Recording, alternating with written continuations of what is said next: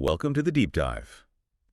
Today, we're plunging into a world where, well, the underdog often comes out on top. Yeah. It's the surprising realm of highly specialized medical technology companies. Exactly. We've got a really compelling stack of sources in front of us, basically a collection of detailed investment analyses.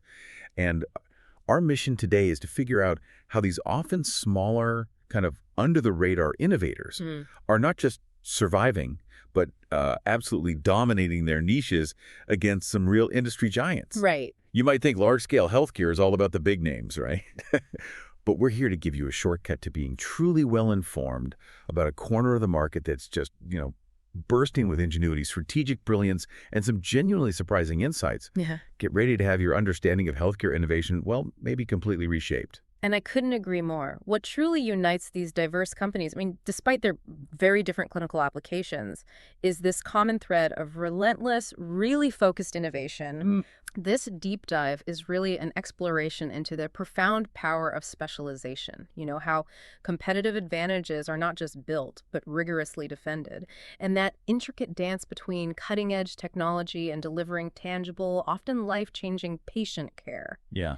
It's about much more than just the impressive products they create. It's really about their ingenious strategies for sustained growth, how they navigate these incredibly complex global regulatory landscapes, and ultimately what that means for their long-term value creation. Okay, so let's kick off our deep dive with a fascinating company called Bonesupport. Now, this is an orthobiologics company, and our sources are highlighting that their proprietary CellaVision technology platform is at a truly significant growth inflection point. This isn't just another bone filler. It seems to possess unique capabilities, particularly in its ability to elute or release antibiotics. And that's fundamentally disrupting established treatment protocols in orthopedic trauma and, crucially, infection management.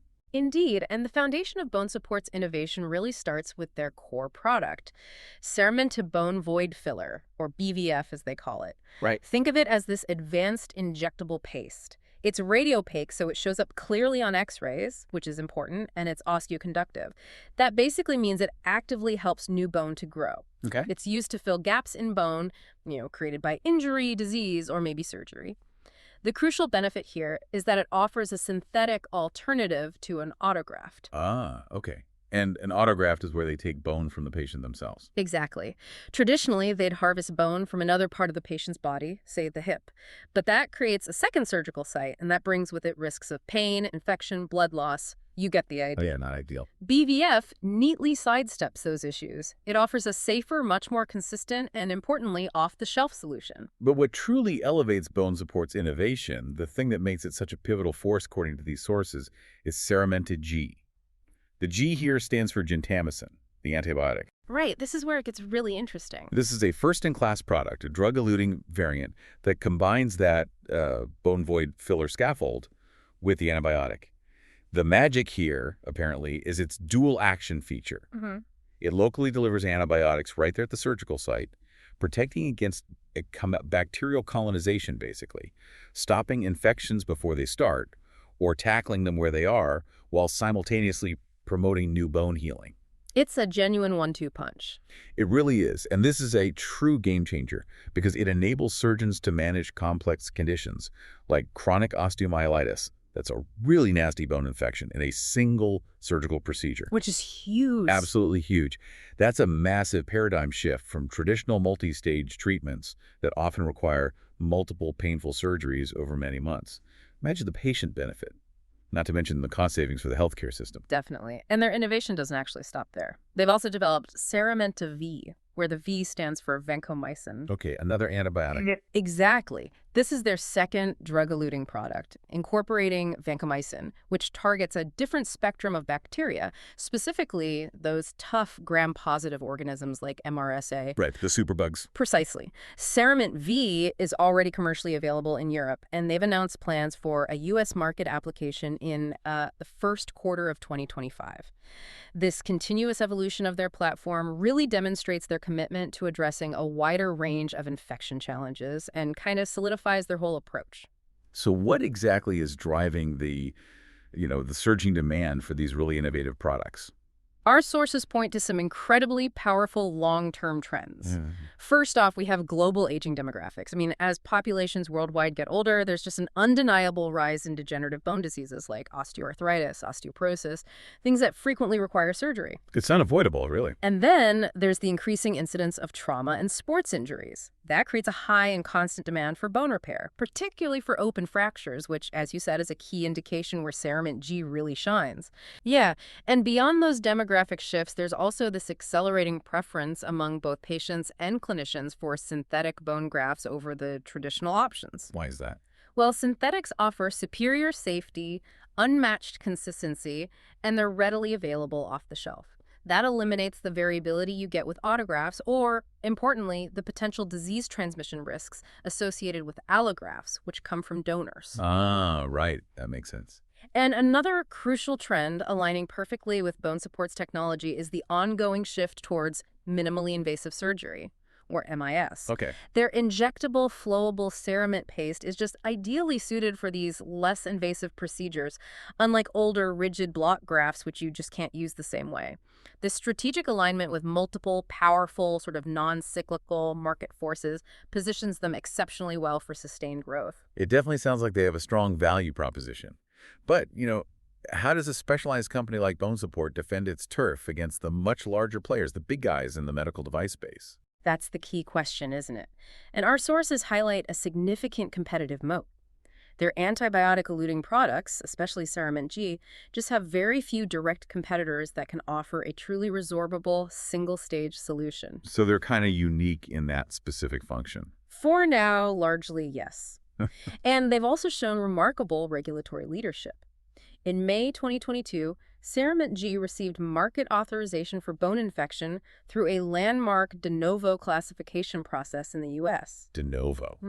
What does that actually mean in practice? Well, think of it not just as getting a product approved, but as helping to write the rules for an entirely new category of device.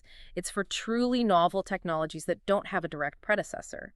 The FDA even granted it a breakthrough device designation, which helps speed up the review process. Wow. Okay, so they're defining the category. This de novo classification was truly pivotal. It validated their product's novelty and established an entirely new device classification, with specific standards that any future competitors would need to meet. This effectively raises the regulatory bar, creating a powerful, long-lasting barrier to entry. It makes it much harder for someone else to just copy them. And I saw they got another approval recently, too. That's right. In March 2024, they received an expanded 510K clearance. That's more like a fast-track approval for devices similar to ones already on the market for CellaVision G, specifically in open fractures. That move more than doubled its addressable market in the U.S. practically overnight. Doubled it. Wow. Yeah. This kind of regulatory foresight, proactively shaping the market rather than just reacting to it, is a strong testament to their strategic positioning and, frankly, their durability. And beyond these regulatory wins, they've got robust clinical evidence to back it all up, right? Oh, absolutely. The CellaVision platform is supported by over 350 publications. That's a lot of research. And they demonstrate impressive infection eradication rates like 96%. That's incredibly high for difficult infections. Yeah, it is. And here's where the economic impact becomes truly compelling. A U.S. health economic model estimated average cost savings of nearly $28,000 per patient compared to the traditional alternative, which is PMMA beads. PMMA, that's like a bone cement? Exactly. Polymethyl methacrylate. It's a non-resorbable cement, so it doesn't break down in the body, and it often requires a second surgery just for removal. Plus, it only offers limited antibiotic release. Okay, so CellaVision G is better because? Because it's fully resorbable, it gradually gets replaced by new bone, and it provides sustained antibiotic release over time. This leads to fewer surgeries, fewer complications, and that translates directly into those significant cost efficiencies for healthcare systems. Fewer surgeries, faster healing, less cost. Yeah. It's a powerful combination. And these clinical and economic advantages are clearly translating into significant market share gains. For instance, the U.S. market share for CellaVision G in extremities and arms and legs is forecast to grow from an estimated 5.6% in 2024 to a pretty substantial 14.7% in 2027. So they're really taking share from the older techs. They are. It indicates clear success in displacing existing older technologies. Looking at their strategic roadmap, you mentioned that pivotal move in 2018. They decided to end a distribution deal with a major player, Zimmer Biomet, and build their own U.S. sales force. That seems like a big gamble. It was definitely a bold move, but it seems to have paid off handsomely. North America generated roughly 75% of their total sales in 2023, so going direct worked. 75%, okay. And they're actively deepening U.S. market penetration in extremities now and planning a major entry into the massive U.S. spinal fusion market. That's slated for December 2025. Spinal fusion. That's a huge market, isn't it? It's the largest single application for bone grafts. We're talking an estimated 750,000 procedures annually just in the U.S. Wow. Beyond the U.S., they're strategically eyeing Asian markets, starting with Japan. And in a smart kind of capital-efficient expansion, they've partnered with Orthopediatrics for the U.S. pediatric market, letting them leverage an existing sales channel there. Financially, you mentioned this hockey stick growth curve. Can you put some numbers on that? Sure. They demonstrated a remarkable 45% compound annual growth rate from 2018 to 2024. Revenue surged an incredible 79.8% in 2023 and then another 52% in 2024. And that growth is overwhelmingly driven by their antibiotic-eluting products, CeramIGN G and V. And profitability. High growth sometimes comes at a cost. Well, what's also notable here are their exceptionally high gross margins, which reached an impressive 92.6% in 2024. 92%. That's very high. It is. And this, combined with their rapid revenue scaling, allowed them to achieve their first full-year operating profit in 2023, SEK 13.9 million, which then accelerated significantly to SEK 166.1 million in 2024. Plus, they've had strong positive operating cash flow since the third quarter of 2023. These are definitely hallmarks of a business reaching critical mass. Okay, sounds incredibly positive. But as with any high-growth story, there have to be risks, right? What should we be watching out for? Absolutely. There are always risks. They face the ongoing challenge of navigating complex regulatory pathways for new products and new indications. They have to constantly defend against larger, well-resourced competitors who might eventually try to enter their space. Scaling their commercial infrastructure effectively is another challenge. And leadership. I saw a mention of a CEO transition. Yes, there's an upcoming CEO transition. Torbjörn Skuld takes over in September 2025, though it is a positive signal that he acquired SEK 3.8 million in shares, which suggests, his confidence in the company's future. Skin in the game. Exactly. And finally, they do have exposure to foreign exchange risk, particularly between the Swedish krona and the US dollar, which can definitely impact reported earnings depending on currency swings. Right, always a factor for these global companies. Okay, building on that theme of specialized innovation, let's shift our focus from mending bones to, well, the very beginning of life's journey with Vitrolife. A very different field. Totally different. This company is pioneering fertility solutions, a leader in assisted reproductive technology, or RT. They provide basically an end-to-end solution for IVF clinics globally. The core investment consideration here seems to be their established market leadership within a, frankly, non-discretionary growing market.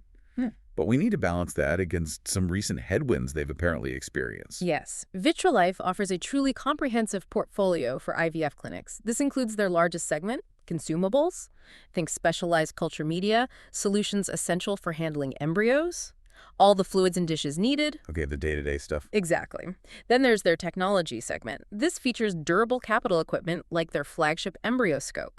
That's a proprietary time-lapse incubator, which allows continuous, uninterrupted monitoring of embryos as they develop. So you don't have to take them out to look at them. Precisely. Less disturbance, more data. They also provide AI-based software like iDAScore to help embryologists select the best embryos for transfer, alongside things like laser systems for biopsies and error prevention systems like eWitness to track everything. And finally, they offer genetic services, specifically pre-implantation genetic testing, or PGT. PGT, checking the embryos for genetic issues. Correct. Before implantation. That sounds like a classic razor and blade business model, doesn't it? Where the equipment, the EmbryoScope, drives the recurring sales of the consumables and maybe the software. Is that an accurate assessment? Absolutely. Spot on. The capital equipment, like the EmbryoScope, acts as the razor. It's the initial investment the clinic makes. That then drives recurring, high-margin sales of their consumables. The culture media, the dishes and software licenses, like for iDAScore, those are the blades. Right. This creates a very sticky customer relationship model. Once a clinic invests in the equipment and integrates it into their workflow, they're highly likely to continuously purchase Vitrolife's associated supplies and services. It's expensive and risky to switch everything out. That makes sense. It highlights a critical trend, doesn't it? True competitive moats in medtech often aren't just about the cool device, but about locking in those long-term predictable revenue streams by owning the recurring supply or service component. Exactly. It's often the silent engine driving their sustained profitability. And the market dynamics for assisted reproduction, they're incredibly powerful, aren't they? Yeah. The global market is projected to grow somewhere between, 6% and almost 10% compound annual growth rate? That's right. And the growth is really underpinned by several powerful demographic imperatives. We're seeing a rising prevalence of infertility. It now affects roughly 1 in 6 adults globally, which is a staggering number. 1 in 6. Yeah. The increasing average age of first-time parents, various lifestyle factors, they all contribute significantly to this trend. Furthermore, there's expanding access and just growing societal acceptance of RT. Plus, you have evolving modern family structures, think single parents, same-sex couples, increasingly utilizing these technologies. And the tech keeps getting better too, presumably. Absolutely. Continuous technological advancement is key. Things like PGT, time-lapse imaging like EmbryoScope, and the integration of AI in embryo selection are constantly improving success rates and further expanding the market's reach and effectiveness. So with such a robust market, how does Vitrolife maintain its competitive edge? What's their moat? Well, they've established a very strong one. They are the undisputed market leader in time-lapse incubation. Their EmbryoScope is used in an estimated 25% of all global IVF cycles. That's significant penetration. A quarter of all cycles. Yeah. This technological leadership is coupled with a strong brand reputation, built on consistent quality and rigorous regulatory approvals across major markets, like the US and Europe. Their Net Promoter Score, which measures customer loyalty, was an impressive 53 in 2024. And the portfolio itself helps. Definitely. That integrated end-to-end portfolio creates very high switching costs for clinics. As we said, moving to a different provider would be costly, disruptive, and potentially risky for patient outcomes. Plus, you have stringent regulatory hurdles, like complying with the EU's medical device regulation, the MDR. These act as significant barriers to entry for newcomers, protecting Vitrolife's established position. They're also making some pretty high-stakes strategic moves right now, aren't they? Particularly this pivot to become an integrated, tech-enabled platform provider. The acquisition of Infertility back in May 2024 seems really foundational to this vision. It does. They're aiming to integrate clinic management software, things like electronic medical records or EMR, and their e-witness tracking system with Vitrolife's existing hardware, consumables, and AI tools. So connecting everything up. This eFertility acquisition is a critical development. The goal is to create a seamless, traceable, and data-rich ecosystem for fertility clinics. If they pull it off, it will significantly increase switching costs for customers, making it even harder to leave, and it opens up valuable new software as a service, or SaaS, revenue streams. More recurring revenue. Exactly. And their substantial R&D investment, SEK $117 million in 2024, is heavily focused on innovations in AI, non-invasive testing methods, automation tools, all designed to fuel this comprehensive platform vision. And geographically, they're doubling down on specific markets. Yes, they are explicitly prioritizing accelerated growth in 2 key markets, the United States and China, and they're backing that up with significant investments in commercial infrastructure and even plans for local manufacturing. Okay, looking at their financials, they've certainly shown strong historical top-line growth from SEK $1.2 billion in 2020 up to SEK $3.6 billion in 2024. They achieved 4% organic growth in fiscal year 2024, but our sources also highlight some recent headwinds, particularly in the first half of 2025. What's going on there? Yeah, the first half of 2025 saw flat organic growth, which is a slowdown. But more noticeably, there was a compression in their profitability. Their EBITDA margin, that key measure of operational efficiency, dipped significantly to 27.8%. That was down from 34.7% the previous year. That's a pretty big drop. What caused it? Well, it signals pressures from a few areas. One was a significant negative currency impact. The exchange rates worked against them. They also saw lower gross margins on some products and a 6% increase in operating expenses, partly stemming from those investments in their U.S. commercial team. So investing for growth, but it hit the bottom line short term. Exactly. And additionally, their genetics segment has been a persistent drag on performance. It declined 5% organically in 2024 and faced further headwinds in 2025, which they are actively working to address. It hasn't quite lived up to expectations yet. Despite those headwinds, though, they seem to maintain a strong financial position overall. which must provide a bit of a cushion. They do. They boast a pretty conservative capital structure. Their net debt to EBITDA ratio, that key leverage measure, was at a very comfortable 0.8x in the second quarter of 2025. Very low debt. Right. They also successfully refinanced with a new EUR 300 million euro loan in July 2025, which shows they have good access to capital and financial flexibility. And Vitrolife also has a consistent dividend policy, aiming for about 30% of net profit. They proposed SEK 1.00 per share for 2024. Okay, but the risks are clearly present. That significant currency exposure is a big one. The complex execution risk of pulling off their ambitious platform strategy, the persistent weakness in the genetics segment, and geopolitical or market concentration risks in their key growth areas like the US and China. True. And they've also recently undergone leadership changes with a new CEO, Bronwyn Brophy O'Connor, and an acting CFO currently in place. So a period of transition there as well. Lots to watch with Vitrolife. Now, if we've seen how specialized technology and integrated platforms create value, our next company, Demant, offers a masterclass in vertical integration. Yes, Dawn. This company is a world-leading hearing healthcare group that doesn't just, sell hearing aids. They operate across the entire value chain from start to finish. This seems to create a feedback loop that's incredibly difficult for competitors to replicate. It absolutely is. Demant's strength really stems from its three deeply interconnected core business areas. First, you have hearing aids, wholesale, where they manufacture leading brands like Oticon and Bernafon that audiologists sell. Okay. Second, hearing care, retail. This is their expansive global network of retail clinics, operating under names you might recognize like Audica and Hearing Life. They own the stores. Got it. So they make them and sell them direct. Exactly.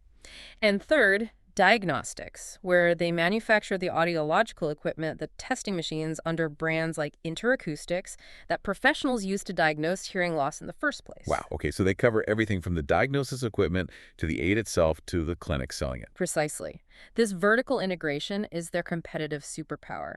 Insights gleaned from their diagnostics division directly inform and enhance the R&D for their hearing aids.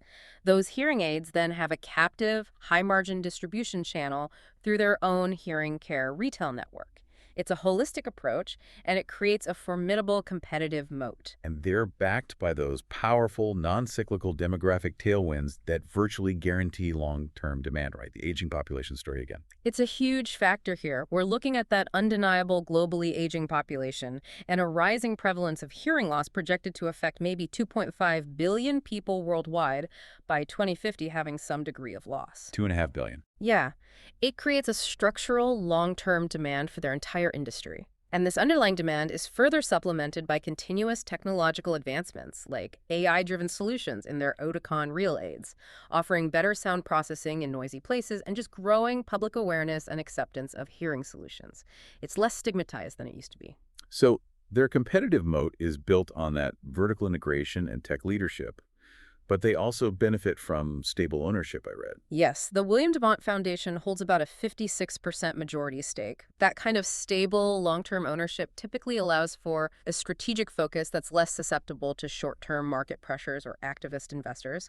They can plan for the long haul. What about the competitive landscape? It sounds like a market with just a few big players. It is. Demant operates in what's often called the Big Five. It's an oligopolistic market, meaning it's dominated by a very small number of large global players. Here, they face intense competition from rivals like Sonova, WS Audiology, GN Store Nord, and Starkey.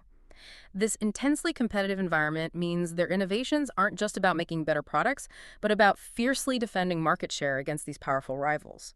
The competition focuses primarily on technology leadership, brand strength, and having those expansive distribution networks. They've also been undergoing a pretty significant strategic transformation, making some bold moves recently. They have. Back in 2022, they made a strategic decision to discontinue their hearing implants business, basically divesting a segment that wasn't core to their long-term vision. They also successfully turned around their communications division, EPOS, which makes headsets and things, transforming it from being loss-making to profitable. Right. But the most transformative development, the really big news, and one that has significant strategic implications, is their acquisition of Kind Group in June 2025 for EUR 700 million. 700 million euros. Who is Kind Group? Kind is a major European independent hearing care retailer. They have approximately 650 clinics, mostly located in Germany, which is a huge market. Okay, so buying up a big retail chain. Right. That sounds like a pivotal moment for Demant. Could you walk us through the strategic implications of a move that big? Well, this acquisition dramatically expands Demant's global retail network to over 4,500 clinics. It secures a vast, high-quality distribution channel for their Oticon and Bernafon hearing aids. Critically, though, it also strategically removes a major independent platform from their competitors in a crucial European market. So it's offense and defense. Exactly. This is a powerful offensive and defensive maneuver, especially considering Kaisi was one of the last large-scale independent retail chains left in Europe. It's a clear statement of their intent to control more of their own distribution and lock out rivals. What's particularly interesting, though, given the buzz around it, is their stance on the U.S. over-the-counter or OTC hearing aid market. Demant is the only Big Five player that has not entered this market.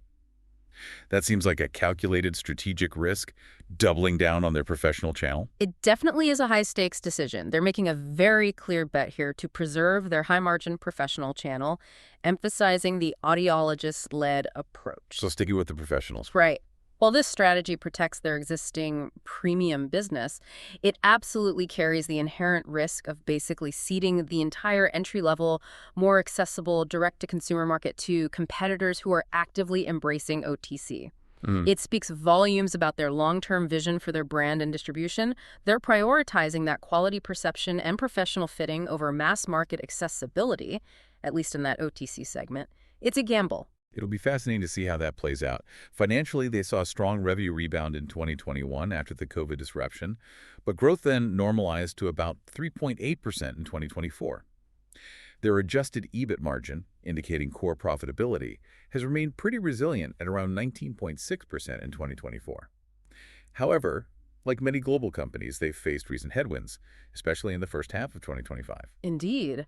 The first half of 2025 saw flat organic growth and, concerningly, an 11% decline in EBIT earnings before interest and taxes before special items.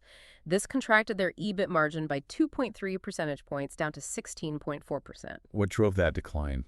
It was attributed to a few things. Softer global market growth overall, some consumer cautiousness, particularly in the U.S. market, the loss of sales to a large U.S. retailer partner, and also an unfavorable geographic mix that led to lower average selling prices for their aids. It just shows that even market leaders aren't immune to short-term economic realities and shifts in consumer behavior. So those macro factors and changes in the market mix really hit them. What about their cash flow and their debt situation, especially with that huge Kindy acquisition? Well, they've historically generated strong free cash flow, DKK 3.48 billion in 2023. However, the Kindy acquisition is expected to temporarily increase their net interest-bearing debt to EBITDA gearing ratio, that leverage measure again to approximately 3.5x. Okay, so taking on debt for the deal. Yes. While they usually return excess free cash flow via share buybacks, those have been suspended for now to prioritize paying down that debt after the acquisition. Makes sense. So the risks. Key risks include sensitivity to broader macroeconomic conditions and consumer sentiment, potential for further margin compression from an unfavorable business mix, that intense competition we talked about, the uncertain long-term impact of the burgeoning OTC channel they're avoiding, and of course the crucial integration risk of successfully absorbing the massive Kindy acquisition. The premium valuation reflects their quality, but definitely incorporates a discount for this near-term uncertainty and the debt load. Okay, from the broad scope of hearing healthcare, our next company, Revenio Group, brings us into the precision world of eye diagnostics with a connected vision. They seem to have built their business on a truly strong technological moat. Revenio's product areas are quite specialized and, frankly, pretty impactful. Their foundational pillar is tonometers, specifically their eye care devices, which measure intraocular pressure, or IOP. Right, for glaucoma. Exactly. This is absolutely critical for the early diagnosis and management of glaucoma, which is a leading cause of preventable blindness. What really sets them apart is their patented rebound tonometry. Okay, tell me about that. How does it work? Instead of the traditional, sometimes uncomfortable puff of air or direct contact method, rebound tonometry uses this tiny, feather-light, single-use probe that gently bounces off the surface of the eye. It just bounces? Yeah. It's so quick, it's comfortable, and crucially, it doesn't require numbing anesthetic eye drops. This makes eye pressure checks much easier and more accessible, especially for children or anxious patients, or even just for quick screening in primary care. This tech has positioned them as the market leader in handheld tonometry. That rebound tonometry sounds like a clear differentiator. Pretty cool tech. What else is in their portfolio, and how are they leveraging technology more broadly? Well, they also offer advanced fundus imaging devices like the iCare DRS Plus and the iCare Iodine family. These systems capture high-resolution images of the retina, the back of the eye. These are essential for diagnosing conditions like diabetic retinopathy and age-related macular degeneration, or AMD. Other major causes of vision loss. Exactly. Furthermore, they provide perimeters like the iCare MAA. These are devices used for visual field testing, checking peripheral vision, and assessing retinal function. But crucially, they're heavily investing in software solutions, particularly their iCare Illume platform. Illume, what's the vision there? Yeah. The platform is designed to create a connected ecosystem. It integrates their various diagnostic devices, it leverages artificial intelligence for analysis of the images and data, and ultimately the goal is to optimize entire eye care pathways, making diagnosis faster and more predictive. And it seems their business model is evolving too, moving away from just selling the machines towards a much more stable recurring revenue stream. Yes, that's a significant and very strategic shift.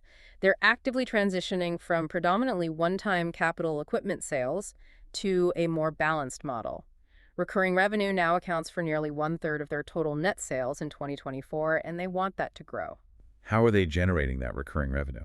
It includes the classic razor and blades model with those disposable probes for their rebound tonometers.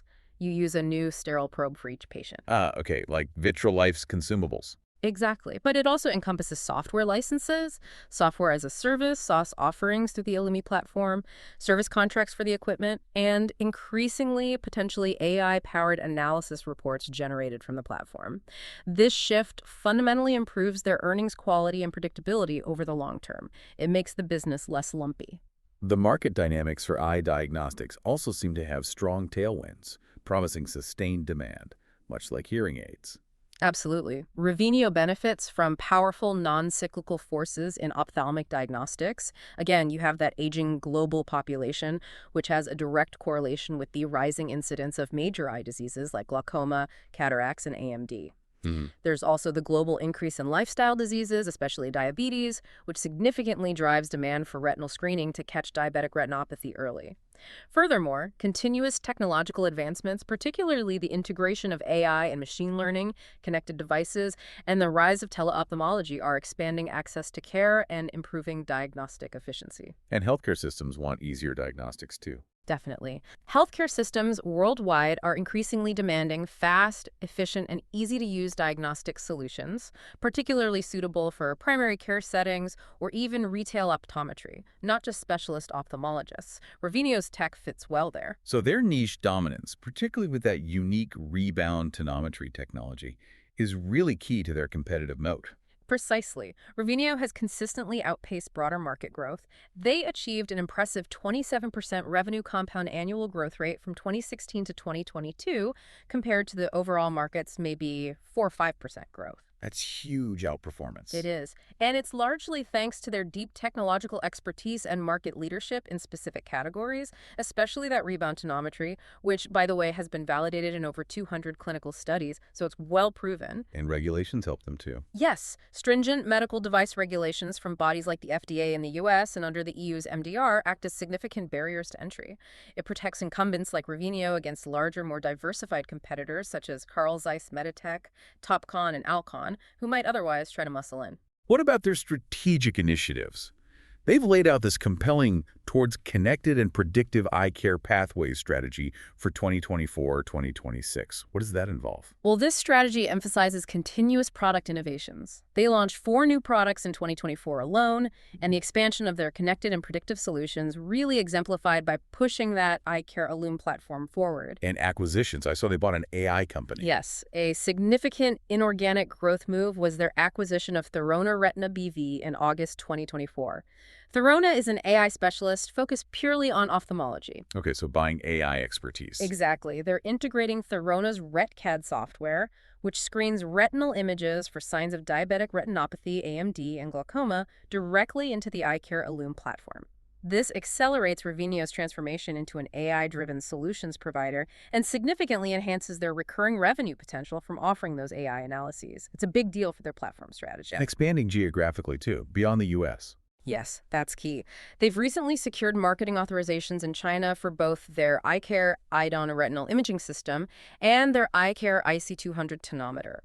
This opens up a substantial new market, which is important to help them diversify beyond their heavy reliance on the U.S. America alone accounted for almost half, 49.7% of their net sales in 2024. Wow, half from one country. So China's important diversification. Very important. Financially, they present a strong picture. I saw a net cash position, EUR 20.7 million, and negative net gearing, meaning more cash than debt. They reported net sales of EUR 103.5 million in 2024, up 7.2%, and maintain high gross margins and consistent profitability. Correct. And they also boast a long track record of increasing dividends, 6 consecutive years of increases, proposing EUR 0.40 per share for 2024. That signals confidence and shareholder focus. Okay. Despite these strengths, what are the risks on the flip side? Well, several key risks. We mentioned foreign exchange volatility, especially with half the revenue generated in U.S. dollars. Potential U.S. import tariffs on European goods could also impact profitability down the line. And as with any technology company, effective R&D execution is critical. Potential supply chain disruptions are always a risk. The complexities of M&A integration with Thorona need careful management, and intense competition are constant factors. And the valuation. Their premium valuation in the market reflects the quality and growth prospects, but it absolutely demands flawless execution and strong, sustained earnings growth to justify it. There's not much room for error. Right. Okay, now let's turn to Sectra. This is a Swedish technology company operating at a really critical intersection: medical imaging, IT, and cybersecurity. Their imaging IT solutions segment forms the vast majority of their revenue and profit, playing a vital role in hospitals worldwide. Yes, Sectra provides enterprise imaging software. Primarily, that means picture archiving and communication systems, or PCS, and vendor-neutral archives, or VNA, to healthcare providers globally. PCS and VNA. Remind us what those do. Basically, these systems are the digital backbone for storing, managing, retrieving, and viewing all kinds of medical images. X-rays, MRIs, CT scans, ultrasounds, you name it. They allow doctors to see the images securely anywhere in the hospital or even remotely. Okay, essential hospital infrastructure. Absolutely. Sectra also has a smaller but highly specialized secure communications segment. This division develops high-assurance encryption systems and secure communication solutions primarily for government, defense, and critical infrastructure clients, predominantly in Europe. Products like their Sectra Tiger S phone, for example, are approved for protecting classified information up to the secret level. So, serious security expertise. Does that help their medical business? It provides a significant brand halo. This deep heritage in cybersecurity instills trust in hospitals who are, understandably, incredibly sensitive about handling patient data securely. It's a key differentiator. Sectra is currently undergoing a pretty fundamental strategic shift, moving decisively towards a subscription-based model.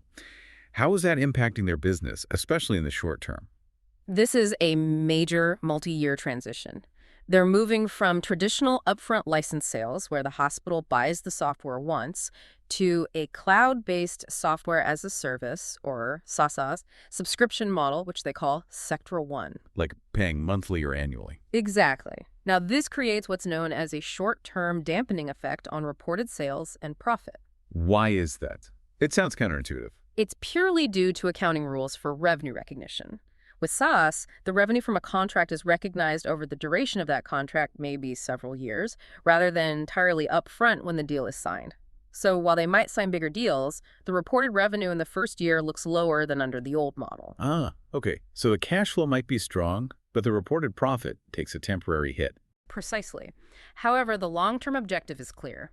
Build a much more stable, predictable, and ultimately higher quality recurring revenue stream. And the success of this transition is clearly visible in the rapid growth of their cloud recurring revenue, or CRR.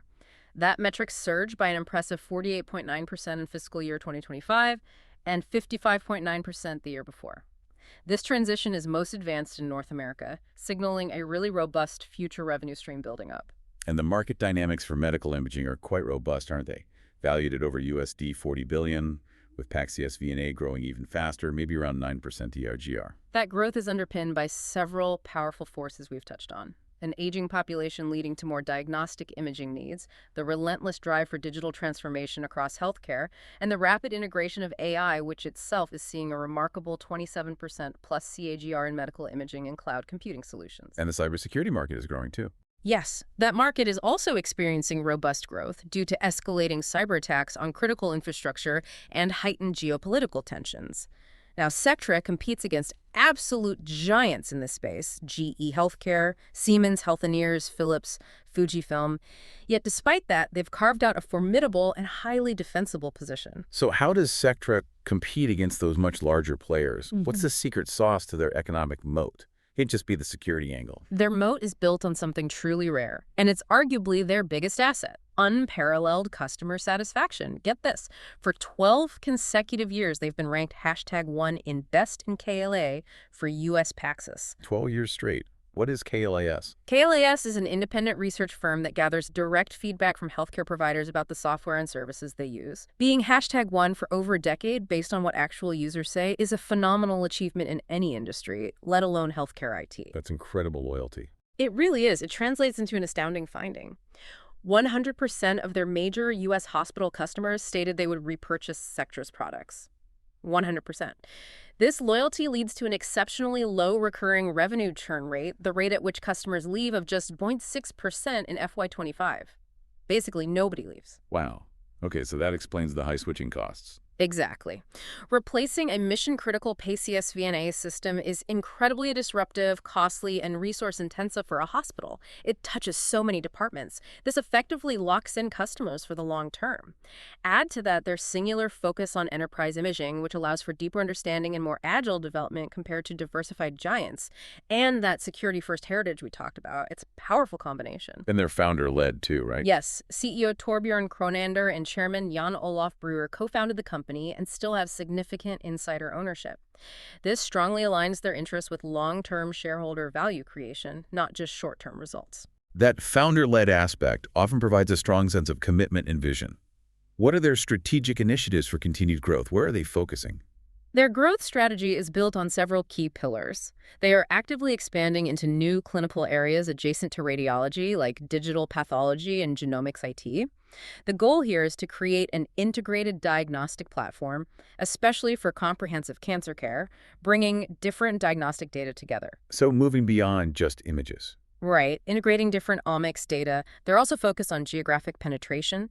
The U.S. is their largest and fastest growing market, and the U.K. is also a major presence. And, of course, deepening those customer relationships via their Sectra One SaaS model is absolutely central to everything. How do they allocate capital? Are they big on acquisitions? They prioritize R&D, reinvesting around 12.4% of sales back into the business for organic growth and innovation. Their M&A strategy is focused on small, strategic tuck-in acquisitions to gain specific technologies or expertise rather than big transformational deals. They return capital to shareholders primarily through share redemption programs, proposing SEK 2.10 per share for FY25. Okay. Financially, they've shown consistent profitable growth, a 15.6% compound annual growth rate from 2019-20 to 2023-24. Fiscal year 2025 net sales were SEK 3.2 billion, with an adjusted operating profit of SEK 613 million, giving them an 18.9% margin. That seems solid. It is. And they've achieved record contracted order bookings, SEK 8.7 billion in FY25, which was up 39.9%. This provides significant revenue visibility for years to come, underpinning that SaaS transition. Total recurring revenue now makes up almost 64% of sales, and they maintain strong cash flow with minimal debt. It's a high-quality financial profile. Okay, but risk always exists. Yeah. What are the main ones for Sectra? Well, despite their success, they face intense competition from the giants we mentioned, who have huge resources. There's execution risk associated with complex, large-scale SaaS deployments, for example. They won a massive 150 hospital deal in Quebec, which needs to be rolled out successfully. Yeah, that sounds complex. There's technology risk from potentially disruptive AI advancements coming from competitors. Customer concentration can be a factor if a few large deals dominate. Currency risk against the SEK from the dollar, euro, and pound is significant. Macroeconomic risk impacting overall healthcare IT spending. And of course, continuous regulatory risk related to patient data privacy, like IPA in the US. Their market valuation premium definitely demands flawless execution and continued strong earnings growth. Right, that premium valuation keeps coming up for these leaders. Okay, our next company takes us into the laboratory itself, where CellaVision is digitalizing hematology labs with AI. They're described as a pioneer in digital cell morphology, automating the analysis of blood smears. That sounds like a truly significant leap from traditional manual method. It absolutely is a massive leap. CellaVision's technology leverages high-resolution digital imaging, sophisticated robotics to handle the slides, and advanced AI algorithms. What it does is automatically locate, pre-classify, and then present the different types of blood cells from a smear for a trained technologist's verification, all on a computer screen. So instead of peering through a microscope for hours. Exactly. This fundamentally transforms a process that honestly hasn't changed much in over a century, looking at stained slides under a microscope. That traditional method is time-consuming, highly subjective, different techs might classify cells slightly differently, and the results can be variable. Okay, so what are the benefits of CellaVision's approach? The benefits are really clear. Enhanced accuracy and standardization across the lab. Significantly improved efficiency labs report workflow improvements of up to 60%. And critically, it enables remote capabilities. We call this telehematology. An expert pathologist could review complex cases from anywhere in the world just by looking at the digital images. That's a huge benefit, especially for labs facing staffing shortages of skilled professionals, which I hear is a major issue. It's a critical global shortage, especially for highly trained humanopathologists. This creates an immediate and compelling need for the kind of automation and efficiency that CellaVision provides. It directly addresses that pain point and drives the digital transformation away from those century-old manual microscopy practices. What's their business model for distributing this powerful technology? How do they get it into labs? They employ a hybrid commercial model. Primarily, they rely on indirect sales through a network of global distribution partners. Most notably, their partner is Sysmex, which is the global leader in the big hematology analyzers that do the initial blood counts. Ah, so they partner with the big players. Yes. CellaVision's digital morphology technology is often integrated directly into Sysmex systems like their DI60 digital image analysis system. So when a lab buys a big Sysmex line, CellaVision's tech is often part of the package. That seems smart, leveraging Sysmex's reach. It is. But this partnership approach is also complemented by CellaVision's own local market support organizations in over 40 countries. These teams provide essential training, technical support, and they engage directly with key opinion leaders in hematology. This ensures they maintain a direct market connection and clinical relevance while still leveraging the efficiency and reach of their big partners. And the market dynamics for hematology diagnostics are certainly in their favor too, aren't they? Beyond the staffing shortage. Indeed, they benefit from powerful long-term macro trends. Again, we have that aging global population and a rising burden of chronic diseases, including many blood disorders like leukemia, lymphoma, and anemia, all of which significantly increase the demand for diagnostic testing. This means more and more blood tests needing analysis. So their first mover advantage and proprietary technology must create a very strong competitive moat given these drivers. It does. They were the pioneers in the specific field of digital cell morphology, and they've built a substantial installed base of over 8,000 units globally. That large installed base creates significant customer stickiness. Labs are trained on their system, integrated into their workflow, and it generates a recurring revenue stream from software updates, service contracts, and specialized reagents or consumables. And brand matters here too. Absolutely. Their brand recognition and clinical trust are undeniable. It's a powerful statement that, according to our sources, all 20 top-ranked U.S. hospitals currently utilize CellaVision technology in some capacity. All top 20. Their proprietary AI algorithms, which have been refined over decades using vast data sets of cell images, are protected by a robust patent portfolio. This includes advanced imaging techniques they've acquired, like Fourier tachographic microscopy, which is a clever way to get super high-resolution images from simpler lenses, further enhancing their digital cell analysis capabilities. Plus, that deep integration with key partners like Sysmex often makes CellaVision the sort of default digital morphology solution for a large segment of the market. What are their strategic initiatives to maintain this growth trajectory, especially as they look to the future? They have a target of 15% annual growth, which is ambitious. Yes, CellaVision is actively investing in newer initiatives to try and bridge any potential growth gap and hit that ambitious 15% annual growth target. This includes accelerating the adoption of their smaller DC-1 system, which is designed specifically for smaller laboratories, a largely untapped market for them historically. Expanding beyond the big hospital labs. Exactly. They are also focused on commercializing new applications, such as a forthcoming bone marrow analysis module, which significantly expands their diagnostic reach into more complex hematology. And geographically, they're seeing strong organic growth in the Asia-Pacific region, specifically 27% in Q2 2025. That's partly driven by a strategic Made in China initiative where they're adapting their business model and manufacturing to meet unique local market requirements and regulations there. Financially, they consistently show exceptionally stable and robust EBITDA margins, always at or above 30%. That's very healthy. Yeah. However, the first half of 2025 showed somewhat mixed performance, didn't it? Yes. The first quarter was actually very strong with 33% sales growth, but the second quarter saw a bit of a dip, a 2% decline in net sales, or a 12% decline in comparable units. This resulted in an operating loss for the quarter of SEK 952.4 million. What happened in Q2? It was heavily impacted by a large one-off negative currency revaluation effect of SEK 24.7 million. So stripping that out, the underlying picture wasn't quite as bad. There were also some delays in customer order placements from distributors pushing revenue into the next quarter. Despite this short-term volatility, though, they continue to demonstrate strong cash flow generation over the long term. Okay, so a bit of a bumpy quarter, partly due to currency and timing. What are the key risks for CellaVision moving forward then? Well, a significant one is their dependency on those distribution partners, particularly Sysmex. The termination of their partnership with another player, Mindray, back in 2021, serves as the cautionary tale about the risks of relying heavily on indirect channels. Right, if a partner walks away. Exactly. They also face manufacturing and supply chain risks, as they rely on third-party contractors for production and potential disruptions for key components coming from China. Intensifying competition is another factor, particularly from players like Mindray, who are now offering their own integrated hematology solutions that include digital morphology. Conservative market adoption rates in some regions can slow growth. Foreign exchange exposure is always there. And they also recently announced the departure of their CFO, Magnus Blixt, in July 2025, creating some transition there.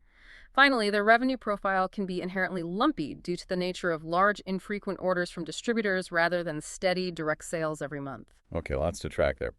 Our final company in this deep dive is Surgical Science, a leader in medical simulation for surgical training. This is a truly critical area for improving surgical outcomes and rigorously training the next generation of surgeons using, essentially, advanced video games. Indeed, and it's much more sophisticated than just video games. Surgical Science is a leading provider of virtual reality surgical simulators. They have two primary business segments. First, educational products. This includes simulators like LapSim for laparoscopic surgery and EndoSim for endoscopy, designed for medical schools and teaching hospitals. This segment typically generates non-recurring revenue from the outright sales of these simulator machines. Okay, selling the training machines. Right. Second, and crucially for their value proposition, is their industry OEM segment. Here, they customize simulation software for partners. And these partners are notably the major surgical robot companies. Think Intuitive Surgical with the Da Vinci robot, Medtronic, Johnson & Johnson. Ah, so they provide the simulation software for the actual surgical robot. Exactly. The training modules that surgeons use to practice on the real robotic consoles are often powered by Surgical Science software. So what's their revenue architecture like, especially with those industry OEM partnerships? That sounds like where the real value often lies. It absolutely is. In that industry OEM segment, revenue comes from several sources. There are one-time development fees for customizing the software for a specific robot. There are simulator sales, sometimes bundled when a hospital buys a new robot system. But most critically, there's high-margin, recurring license revenue. Recurring. Yeah. How does that work? These are royalties tied to the utilization of their software on the installed base of robotic systems, or sometimes structured as subscriptions.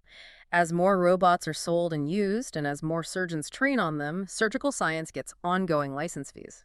This license revenue is the highest quality, most predictable, and most valuable stream for the company, as it scales directly with the adoption and use of robotic surgery platforms globally. And their competitive moat. How do they protect this specialized position, especially working with these giant robotics companies? Their competitive moat is built on their proprietary software and algorithms, deep expertise in simulation technology refined over many years, and, crucially, those strong, established partnerships with the major robotic surgery companies. These partnerships are not easily replicated. They require significant co-development effort and a high degree of trust to integrate complex simulation capabilities directly and seamlessly into these advanced multi-million-dollar surgical systems. Growth through acquisition seems to be a core pillar of their strategy, too. They recently acquired Intelligent Ultrasound in Q1 2025. That sounds like a smart move to expand their reach into a different area of simulation. That acquisition clearly demonstrates their intent to strategically expand into new simulation verticals in this case, ultrasound training broadening their market and technological capabilities. It's a move enabled by their exceptionally strong balance sheet. Tell me about that balance sheet. It is indeed very strong and liquid. They boast a significant net cash position of SEK 610.2 million as of June 30, 2025. That's a lot of cash on hand. They have minimal debt and a very high equity to assets ratio, around 88-92%. This provides ample financial firepower for further strategic M&A, giving them incredible flexibility to pursue growth opportunities as they arise. Their recent financial performance in the first half of 2025 shows some volatility, though, similar to others we've discussed. It seems to reflect the dynamics of their market. Yes, it's a good example of that lumpiness. The first quarter was actually very strong, with 33% sales growth. That was driven by a 55% surge in educational products, which included the acquired revenue from that intelligent ultrasound deal. However, operating profit was surpassed by SEK 26.5 million in acquisition and restructuring costs related to integrating that new business. Okay, so acquisition costs hit profit. What about Q2? The second quarter brought a sharp reversal. There was a 2% decline in net sales, or 12% for comparable units, and an operating loss for the quarter of SEK 22.4 million. Similar to CellaVision, this was heavily impacted by a large negative currency revaluation effect of SEK 24.7 million, and also, significantly, delays in customer order placements, particularly in the OEM segment. So, timing issues again. Yeah. But the underlying demand is still there. It appears so. Despite the softer Q2 sales figures, their order book for simulators actually grew by SEK 30 million during the quarter. This indicates deferred rather than lost demand, which is an important distinction. The orders are still coming in, just maybe landing in Q3 instead of Q2. The risks, then, include that inherently volatile and lumpy revenue profile, particularly linked to large, infrequent customer orders and OEM project timings, significant currency effects impacting reported earnings, and the inherent complexities and challenges associated with M&A integration, especially integrating new technologies and teams from acquisitions like Intelligent Ultrasound. Okay, let's try and unpack all of this now and really connect the dots across all these fascinating companies. We've seen a real range of innovators today, from bones to babies to eyes and ears and robots. So from your perspective, how do these companies, often much smaller than the industry giants we typically hear about, manage to be so successful in their niches? Yeah, it's a great question. And what's truly fascinating here is that these companies really thrive by identifying and then solving critical, often quite specific, sometimes overlooked problems within healthcare. They don't try to be everything to everyone. They focus intensely on becoming best in class in these highly specialized areas. Their competitive moats, as we've seen, are built on common yet powerful elements. There's the proprietary technology and intellectual property, think CellaVision's AI algorithms refined over decades, or Surgical Science's complex simulation software, or Revenio's patented rebound tonometry. There are the high switching costs for customers. We saw that clearly with Sectra's deeply integrated PASIA systems. Hospitals just can't easily rip those out and replace them. Vitrolife's end-to-end IVF solution creates similar stickiness. They leverage significant regulatory barriers to entry. Bonesupport, navigating that de novo pathway, is a prime example, effectively helping them write the rules for a new category and making it harder for others to follow quickly. Setting the bar high. Exactly. And finally, there's that deep-seated clinical trust or brand reputation. Think of Vitrolife's dominance in time-lapse incubators or Sectra's incredible KLAS scores year after year. This kind of specialization and defensibility translates directly into more predictable revenue streams, often better pricing power, and ultimately that's invaluable for investors looking for stable, high-quality growth in what can be a very dynamic sector. And here's where we see a truly fundamental transformation underway across many of them. This shift from traditional medical devices, standalone boxes, to integrated intelligent solutions. Digitalization and AI are proving to be absolutely unstoppable forces in healthcare, aren't they? Oh, completely. from Sectra's strategic push into digital pathology and genomics, aiming to create that integrated diagnostic platform for cancer, to CellaVision's AI-powered blood smear analysis automating labs, Revenio integrating AI from Thorona Retina right into its eye care Loom platform, and Vitrolife's AI-driven embryo selection tools, plus their whole e-fertility platform strategy AI, is absolutely pervasive. It's reshaping these companies in their markets right now. This digital shift is profound. And importantly, it's about much more than just making things faster or more efficient, although it does that too.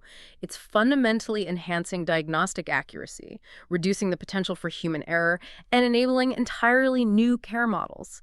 Think teleophthalmology for Revenio's diagnostics, allowing remote expert consultations, or remote lab analysis enabled by CellaVision. Right. And a key aspect of this, which significantly enhances the stickiness and the long-term value proposition of these companies, is that accelerating evolution towards software as a service, or SaaS, and recurring revenue model. That recurring revenue theme keeps coming up. Because it's critical. Sectra One strategy is all about this. Revenio's growing recurring revenue from disposable tonometer probes and software subscriptions. Vitrolife's ambitious platform strategy leveraging e-fertility for SaaS potential. And Surgical Science's high-margin recurring license revenue from those robotic surgical systems. These are all prime examples. This fundamentally shifts them away from relying solely on one-time capital equipment sales towards building sticky, long-term service and data relationships with their customers. That creates a much more stable, predictable, and ultimately more valuable business model over time. Now, while these companies are clearly at the forefront of innovation, they're obviously not immune to broader market forces. We've talked about the universal demographic tailwinds, aging populations, rising disease prevalence that create a structural long-term demand for pretty much all of them. But there are also powerful headwinds that can make the journey pretty bumpy, and it's crucial to understand that balance, isn't it? Absolutely. It raises an important question. How do these companies effectively balance that compelling long-term strategic vision with the inevitable short-term volatility they face? Yeah. We saw, for instance, consumer cautiousness impacting Demant's hearing aid sales in the U.S. recently. Oh. We saw significant negative currency impacts hitting the reported results for Vitrolife and Revenio, even if the underlying business was okay in local currency. Right. The exchange rates masked things. Exactly. Supply chain disruptions were mentioned as affecting CellaVision and Sectra's ability to deliver products on time. Even things like persistent hospital staffing shortages in Europe were noted as a headwind to Bonesupport's growth in certain regions because elective surgeries got postponed. So real-world friction. Right. These micro-level challenges, often external or market-specific, can definitely mask strong underlying operational performance and hide the progress they're making on their long-term strategy. It just means the investment narrative for these specialized companies is often quite nuanced. You really need to look beyond the headline numbers sometimes and focus on the underlying fundamentals in the long-term picture. Bringing this all together then, what's a key takeaway for our listeners about how these companies are actually accelerating their growth in achieving their strategic goals? They aren't just relying on organic growth, they're using strategic M&A mergers and acquisitions as a really powerful tool. Very strategically. Demant's massive Kind acquisition wasn't just about grabbing market share. It was a calculated strategic move to secure a vast distribution channel and remove it as an option for competitors. Revenio bought Thorona specifically to fast-track its AI capabilities, integrating that intelligence directly into its Illumi platform. Vitrolife acquired eFertility explicitly to build out its integrated digital platform vision. Even Surgical Science uses M&A to expand into new simulation verticals, as we saw with their acquisition of Intelligent Ultrasound. Yeah, and it's important to note these aren't just M&A for the sake of getting bigger. They appear to be precise strategic moves designed to fill specific technological gaps, like Revenio did with AI, or to secure vital distribution channels like Demant did with Kind, or to establish new high-margin recurring revenue streams that would probably take years, if not decades, to build organically from scratch. And they can do this because they manage their money well. Well, this strategic agility is often enabled by disciplined capital allocation. They frequently prioritize reinvestment in R&D and these crucial strategic acquisitions, sometimes over maximizing immediate shareholder returns like dividends, although some, like Revenio and Vitrolife, do maintain a strong dividend history as well. Companies like Revenio and Surgical Science in particular, with their strong net cash balance sheets and minimal debt, have enviable financial flexibility. They have the firepower to pursue these growth vectors aggressively when the right opportunity comes along, setting them up for continued leadership in their specialized niches. Hashtag tag outro.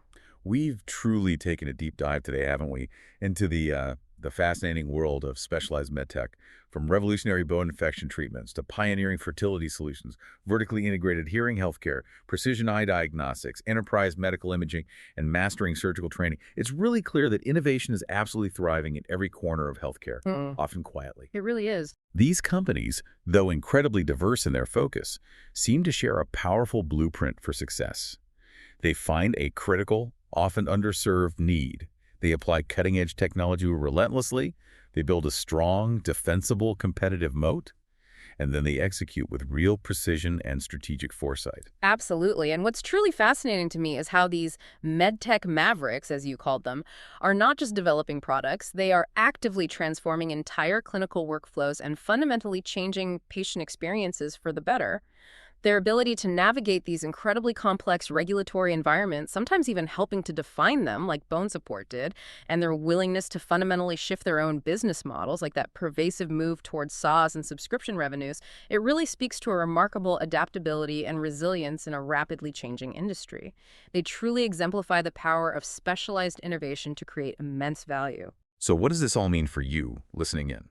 Well, it's a powerful reminder, I think, that even in highly specialized, seemingly niche markets, there's immense value creation happening right now. It's driven by deep expertise, a relentless focus on solving very specific human problems within healthcare, maybe a willingness to think differently than the giants. And here's a provocative thought for you to consider as we wrap up.